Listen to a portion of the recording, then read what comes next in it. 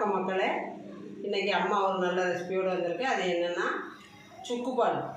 அது வந்து நிறைய மருந்து பொருள்கள் சேர்த்து ஒரு சுக்குப்பால் காய்ப்போம். அது மேல்கால் வலி, தொண்டை வலி, சளி பிடிச்சிருந்தா ஒரு நல்ல ஒரு மருந்தானது. அது உடம்புக்கு ரொம்ப ஆரோக்கியமானது. அது எப்படி காய்க்கலாம்னு கிச்சனுக்குள்ளே போய் பார்ப்போம். வாங்கிப்போம். இப்போ சுக்குப்பால் காய்க்கிறதுக்கு என்ன பொருளுங்கிறத பார்ப்போம். ஒரு டம்ளர் பச்சரிசி ஒரு 100 கிராம் இருக்கும். இதுக்கு உளுந்து, தொளி இல்லாத உளுந்து ஒரு 50 கிராம், அரைமுறி தேங்காய் பல்லாக நறுக்கி வச்சுருக்கேன். அரைச்சி பால் எடுக்கணும். ஒரு 250 கிராம் வெல்லம். இது பாருங்கள், 2 துண்டு சுக்கு, ஒரு டீஸ்பூன் மிளகு, 1 டீஸ்பூன் கடுகு, 1 டீஸ்பூன் வெந்தயம், ஒரு கட்டி காயம், பூண்டு, இவ்வளோ பெரிய பூண்டு, ஒரு பூண்டு வேணும். தேவையான அளவு ஒரு பிஞ்சு உப்பு போட்டுக்கிடணும். இப்போ எல்லா பொருளையும் இந்த தேங்காயை தவிர இப்போ அரிசி உளுந்து, இந்த இதில் இருக்கிற மருந்து பொருள் வெள்ளைப்பூடை தவிர இதையெல்லாம் ஊற வச்சு நல்லா 3 கழுவி ஊற வச்சுருக்கேன். இதை இன்னுமே இந்த தண்ணியை வேஸ்ட் பண்ணக்கூடாது. கழுவி தான் நான் வச்சுருக்கேன். இங்கே பாருங்கள், சுக்கு எல்லாமே நல்லா ஊறிடுச்சு. நல்லா ஒரு மணி நேரம் ஊற வச்சுட்டேன். எல்லா பொருளுமே அதில் ஊறிக்கிட்டு இருக்குது. இப்போ இந்த தண்ணியோட தான் நம்ம அரைக்கணும். இதுக்கு நம்ம பருத்தி கொட்டை வந்து நம்ம கொஞ்சம் அரைச்சி பால் எடுத்துக்கிடுவோம். இது ஒரு 50 கிராம் ஊற வச்சுருக்கேன். இது நல்லா கழுவி வச்சுட்டேன். இதை இப்படியே போட்டு அரைச்சி பால் மட்டும் நம்ம வடிகட்டிக்கிடணும். இது வந்து அது கூட சேர்த்தோம்னா உடலுக்கு ரொம்ப ஆரோக்கியமானது, இது சத்தானது. இதையும் சேர்த்து நான் செஞ்சு காட்டுறேன். இப்போ எல்லாம் அரைச்சிட்டு வந்துடுறேன். இப்போ இந்த மாவை அரைச்சிட்டு வந்துடுறேன். இந்த தண்ணியை ஊற்றி தான் நம்ம அரைக்கணும். 2 மிக்ஸாக போட்டு அரைச்சிக்கிடுவோம். நைஸாக அரைக்கணும். அரைக்க போகிறேன். இது கூட 2 ஏலக்காய் போட்டுக்கிடுவோம். நல்ல வாசமாக இருக்கும். அரைச்சிட்டு வரேன். இப்போ மாவு அரைச்ச மிக்ஸியில் தேங்காய் போட்டிருக்கேன். இப்போ அது கூட வெள்ளைப்பூடு போட்டுக்கிடுவேன். வெள்ளைப்பூடையும் போட்டு நைஸாக இதையும் அரைச்சிட்டு வந்துடுவேன். இப்போ இந்த பருத்தி கொட்டையை போட்டு கொஞ்சம் அரைச்சி பால் எடுத்துக்கிடுவோம். நல்லா கழுவி ஊற வச்சுருக்கேன். இதை புழிஞ்சு போட்டு நம்ம வேறு நல்லா தண்ணி ஊற்றி நம்ம பாலாக எடுத்துக்கிடணும். எடுத்துகிட்டு வந்து காட்டுதேன். பருத்தி கொட்டை பாருங்கள், இந்த அளவுக்கு அரைஞ்சிட்டு இந்த பாலை தான் நம்ம புழிஞ்சி எடுக்கணும். இப்படி மஞ்சேன்னு இருக்கும் பால். நல்ல உடம்புக்கு ரொம்ப ஆரோக்கியமானது இது. இதை வந்து இப்போ புழிஞ்சிட்டு காட்டுதேன்.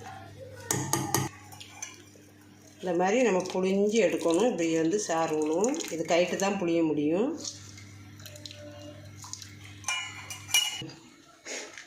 தேங்காய் வெள்ளைப்பூடு அரைச்சி வச்சுட்டேன்.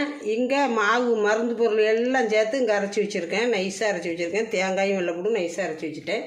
இது வந்து பருத்தி பால் எடுத்து வச்சுருக்கேன். இந்த மாதிரி தான் மஞ்சேன்னு இருக்கும் பால். இதெல்லாம் ரெடி ஆகிட்டு இப்போ வந்து வெள்ளத்தை வந்து கொஞ்சம் காய்ச்சிக்கிட்டுதேன். ஏன்னா அதில் வந்து மண்ணுன்னு இருக்கும், தூசி இருக்கும். நம்ம வெள்ளத்தை காய்ச்சி வடிகட்டிக்கிடுவோம். இப்போ இதில் ஒரு டம்ளர் தண்ணி ஊற்றுவோம். ஊற்றி இதில் போடுதேன். காஞ்சிக்கிட்டு இருக்கட்டும். அப்புறம் நான் மிக்ஸ் பண்ணுறதை காட்டுதேன். காய்ச்சி கரையத்தான் செய்யணும். நமக்கு பாகு பதம் வேண்டாம். அதனால் காய்ச்சி வச்சுருக்கேன். இப்போ வந்து மாவை எல்லாம் மிக்ஸ் பண்ணிக்கிடுவோம். இப்போ இந்த தேங்காய் இதில் போடுதேன்.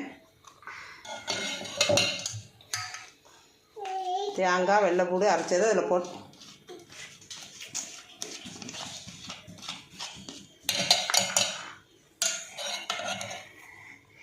தேங்காய் வெள்ளைப்பூடு அரைச்சதை போட்டாச்சு.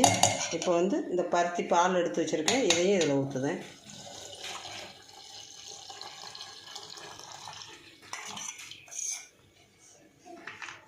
இப்போ இதில் கொஞ்சம் தண்ணி ஊற்றிக்கிடுவோம்.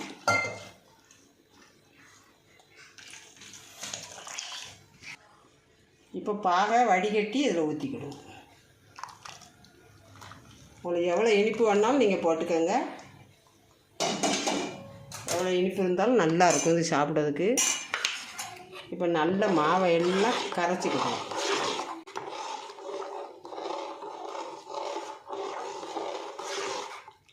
இப்படி கரைச்சிட்டு இப்போ அடுப்பு பற்ற வச்சு அடுப்பில் வச்சுக்கணும்.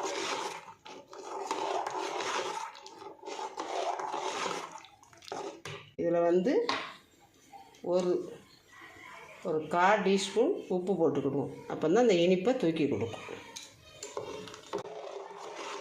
இப்போ அடுப்பு பற்ற வச்சுருக்கேன். இப்போ அடுப்பில் தூக்கி வச்சுக்கிடுவேன். தீயை கூட்டிக்கிடுவோம். இப்போ கை விடாமல் கிண்டிக்கிட்டே இருக்கணும். கூழு பதத்துக்கு வரும். பாருங்கள் மக்களை, சுக்குப்பால் நல்லா ரெடி ஆகிட்டு சூப்பராக ஆகிட்டு இருந்தாலும் நம்ம எடுத்துக்கலாம். நல்லா வெந்துருச்சு.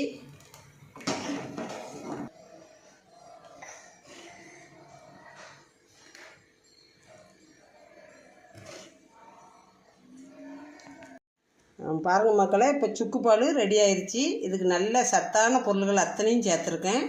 அதனால் இதை நல்லா செஞ்சு வீட்டில் சாப்பிட்டு பாருங்கள். சின்ன குழந்தையிலேருந்து பெரிய ஆள் வரைக்கும் இதை சாப்பிட்லாம். ரொம்ப ஆரோக்கியமானது.